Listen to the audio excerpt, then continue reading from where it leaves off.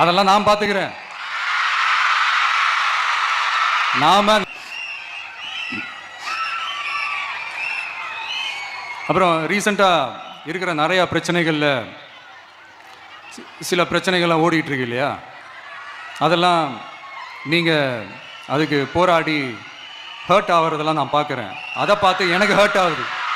அதெல்லாம் நான் பார்த்துக்கிறேன். நாமளும் நீங்களும் சேர்ந்து மக்களுடைய பிரச்சனைகளை மட்டும் பார்ப்போம். சரிங்களா? அவ்வளோலாம் ஹர்ட் ஆகுதுங்க. அதெல்லாம் வருத்தலாம் கிடையாது.